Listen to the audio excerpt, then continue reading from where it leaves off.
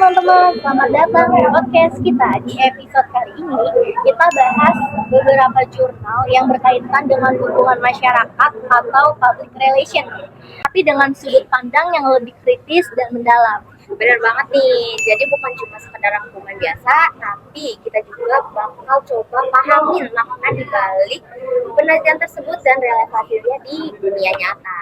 Nah, dan menariknya, kita bertiga punya fokus jurnal yang berbeda, tapi sebenarnya tuh saling berkaitan dalam konteks komunikasi dan organisasi. Oke, kita mulai dari Cantika dulu ya.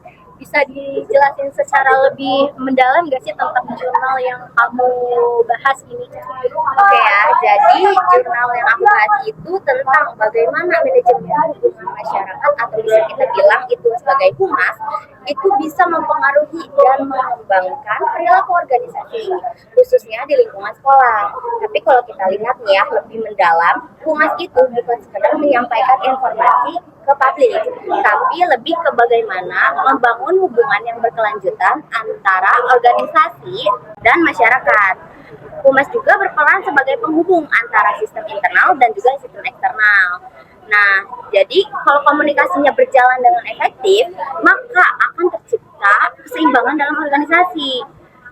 Jadi lebih lebih kayak membangun hubungan yang baik gitu, yang lebih berkelanjutan gitu antara si sekolah sama masyarakat.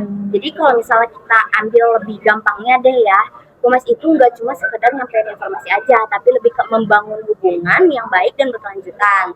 Humas juga bisa jadi jembatan antara pihak sekolah dan luar sekolah. Jadi bukan cuma sekolah yang ngomong ke masyarakat, tapi masyarakat juga bisa kasih respon dan masukan ke sekolah. Kalau komunikasi ini berjalan dengan baik dan dua arah, hubungan itu jadi lebih seimbang. Sekolah itu jadi ngerti apa yang dibutuhin masyarakat dan masyarakat juga bisa percaya sama sekolah. Akhirnya suasana di dalam organisasi lebih nyaman, harmonis, dan mendukung perkembangan yang positif. Oh, berarti kalau humas tuh sistemnya lebih ke strategis ya, Iya. jadi bukan teknis aja. Benar. Jadi bahkan di dalam jurnal yang aku jelasin ini bahwa humas itu sebenarnya udah mencakup 3 tahap.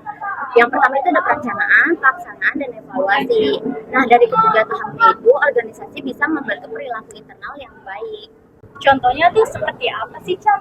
Misalnya ya nih ya Rian, ketika sekolah lagi aktif berkomunikasi dengan orang tua melalui berbagai media, itu menciptakan kepercayaan. Nah, dampaknya itu orang tua jadi bisa lebih terlibat dalam kegiatan sekolah. Nah, keterlibatan ini akhirnya mempengaruhi budaya organisasi di dalam sekolah. Karena apa? Karena pada dasarnya dari jurnal yang aku bahas ini, terlihat bahwa sekolah tidak hanya menyampaikan informasi, tapi juga menerima masukan dari masyarakat seperti orang tua dan siswa. Hal ini penting karena komunikasi dua arah dapat membangun kepercayaan dan hubungan jangka panjang. Oh, berarti ada hubungan antara komunikasi eksternal dan kondisi internal organisasi ya, Chan? Iya, betul banget sih. Itu malah jadi poin pentingnya. Karena perilaku organisasi itu nggak berdiri sendiri, tapi dipengaruhi oleh bagaimana organisasi berinteraksi dengan lingkungannya. Selain itu juga, indikator perilaku organisasi dalam jurnal ini cukup jelas, seperti adanya komunikasi dua arah, kemampuan menyesuaikan diri dan dengan kebutuhan masyarakat, dan adanya dukungan publik. Kalau menurut kamu kekuatan dari penelitian ini tuh apa sih, Cam? Kalau kekuatan utamanya sih ya Rin, itu tuh ada di pendekatan yang holistik. Jadi dia nggak cuma melihat humas sebagai alat komunikasi, tapi sebagai bagian dari sistem organisasi. Tapi di sisi lain, kelemahannya itu mungkin karena fokusnya itu masih ada di lingkungan sekolah aja. Jadi belum tentu bisa langsung digeneralisasiin ke organisasi lain. Gitu. Oke, kita langsung masuk ke jurnal yang akan kalian jelaskan. Jurnal kamu ini kayaknya lebih ke praktik PR di dunia nyata ya? Nah, bener banget, Chan. Jurnal yang aku bahas ini fokus ke bagaimana praktisi humas di Indonesia melakukan riset dan menjalin hubungan dengan media. Kalau kita lihat secara teori, riset itu harusnya jadi fondasi utama dalam humas. Artinya sebelum membuat program, komunikasi humas harus tahu dulu siapa publiknya, terus apa kebutuhannya, dan bagaimana cara terbaik menjangkaunya.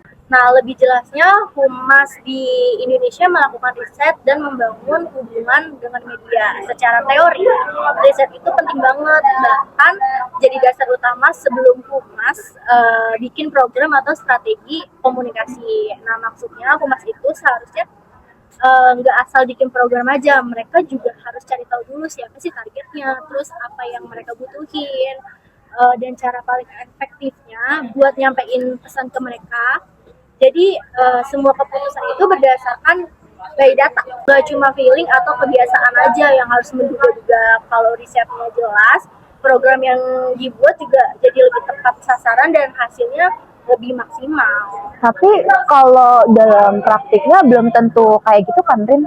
Nah, itu dia poin pentingnya dari penelitian ini tuh. Pokoknya dari hasil wawancara ke-32 praktisi humas, ternyata banyak yang belum melakukan riset secara maksimal. Kenapa bisa kayak gitu, Rin?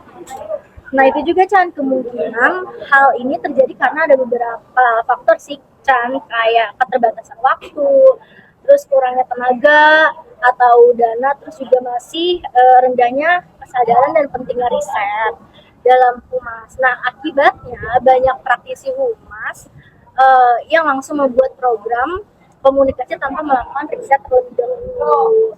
Nah, dampaknya itu program yang dibuat seringkali tidak didasarkan pada data yang jelas, sehingga kurang tepat sasaran, tidak sesuai dengan kebutuhan publik, dan hasilnya juga kurang maksimal. Terus kalau soal hubungan medianya gimana tuh? Nah, kalau hubungan media ini sih sebenarnya jadi alat utama untuk menyampaikan pesan organisasi kepada publik nih. Tapi yang bikin menariknya itu hubungan ini seringkali bersifat jangka pendek. Misalnya, humas hanya aktif ketika ada isu negatif aja. Jadi tujuannya lebih ke meredam berita buruk, bukan membangun hubungan jangka panjang dengan media gitu loh. Berarti masih reaktif ya, bukan proaktif gitu ya, Rin ya? Nah, iya benar banget, Chan. Terus juga hal ini masih cukup sensitif. Penelitian ini juga menemukan adanya praktik budaya amplop yang dimana budaya ini tuh bertentangan dengan etika komunikasi profesional. Nah, hal ini bisa dijelaskan melalui perspektif kultural konteks teori, bahwa praktik komunikasi sering dipengaruhi oleh budaya lokal. Yang ngasih amplop itu ini enggak sih yang ada yang ngasih uang ke jurnalis? Iya sih, praktiknya tuh dilakukan untuk menjaga hubungan dengan media, tapi jelas bertentangan dengan prinsip profesionalisme dan etika jurnalistik yang biasanya dilakukan dengan kasih uang atau fasilitas ke jurnalistiknya supaya hubungan tetap baik gitu. Tapi ya sejujurnya cara ini tuh nggak sesuai dengan etika jurnalistik sih gitu, karena bisa bikin berita jadi nggak objektif dan cenderung berpihak kita. Tapi menurut kamu itu tuh masih relevan nggak sih sampai sekarang? Kalau dari menurut aku mulai berkurang sih, Chan, terutama karena perkembangan media digital sekarang tuh informasi lebih terbuka dan publik juga lebih kritis. Jadi praktik saat ini nih makin sulit untuk dipertahankan. Jadi kalau dari POV atau pandangan kamu, kesimpulan dari jurnal yang udah kamu baca itu gimana, Rin? Jadi kesimpulan yang dari aku ini, intinya riset dan hubungan media itu penting dalam humas karena menjadi dasar dalam penyusunan strategi komunikasi dan menyampaikan informasi ke publik. Nah, si riset ini ngebantu kita buat paham kebutuhan si audiensnya. Sedangkan hubungan media itu berperan dalam membangun citra organisasi atau publik gitu. Tapi di Indonesia penerapannya masih belum optimal sih, masih ada kurang transparansi yang jelasnya, terus praktik yang belum profesional gitu. Terus juga ada hubungan media yang cenderung bersifat sementara, kayak hanya digunakan saat dibutuhkan. Makanya aku bisa simpulin kalau ini tuh humas perlu lebih mengutamakan keterbukaan citra publik dan membangun hubungan jangka panjang agar lebih efektif.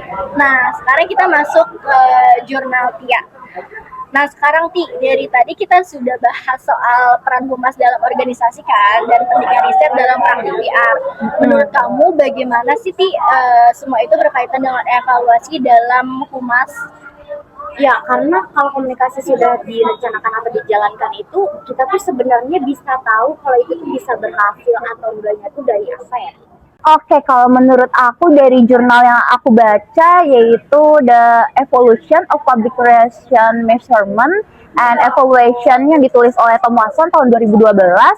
Jurnal itu ngebahas tentang evolusi pengukuran dan evaluasi selama lebih dari 100 tahun. Kalau yang aku lihat sih sebenarnya jurnal yang aku baca ini nyambung sama apa yang kalian bahas tadi. Karena kan komunikasi dalam humas itu bukan cuma soal nyampein pesan doang kan, tapi juga harus ada hal yang bisa dibuktikan, terus dampaknya, apakah benar-benar berpengaruh atau enggak. Nah, yang bikin aku tertarik nih sama jurnal ini adalah ternyata dari dulu evaluasi atau cara mengukur keefektifan PR tuh udah ada, cuman caranya emang masih sederhana.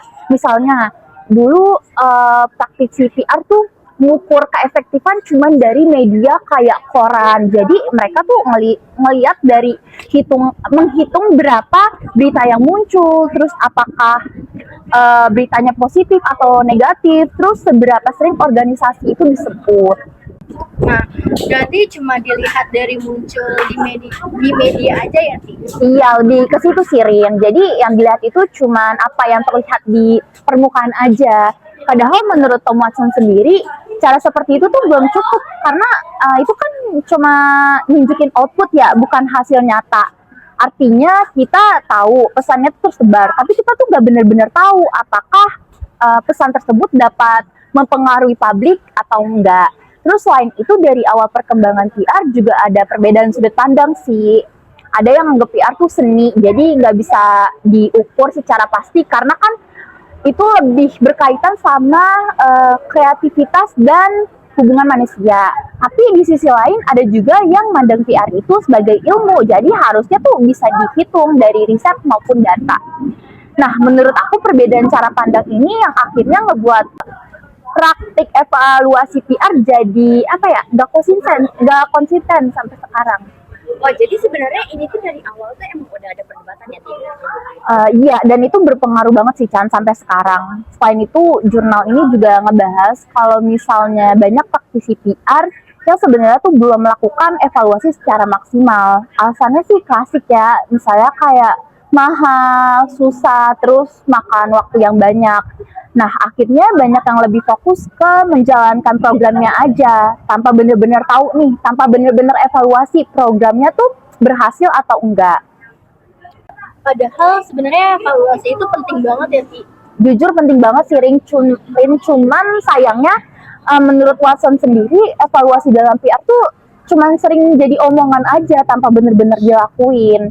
Jadi secara teori semua orang tuh tahu kalau misalnya evaluasi itu penting. Cuman dalam praktiknya masih sering diabaikan. Kalau dikaitkan dengan jurnal kamu tadi kan disebutin ya, banyak praktisi yang belum melakukan riset secara maksimal. Nah, sebenarnya itu bagian dari masalah yang sama, yaitu kurangnya pendekatan berbasis data dalam humas. Terus, kalau dikaitkan sama Cantika, tanpa evaluasi kita tuh nggak bisa makstiin apakah komunikasi itu benar-benar berdampak pada perilaku organisasi atau enggak. Nah, seiring dengan perkembangan zaman, terutama dengan adanya internet dan medsos, cara evaluasi PR tuh perlahan berkembang lah. Sekarang kita gak cuma bisa lihat jumlah berita, tapi kita juga bisa mengukur engagement, interaksi, bahkan hubungan jangka panjang dengan publik. Berarti sekarang harusnya lebih mudah ya?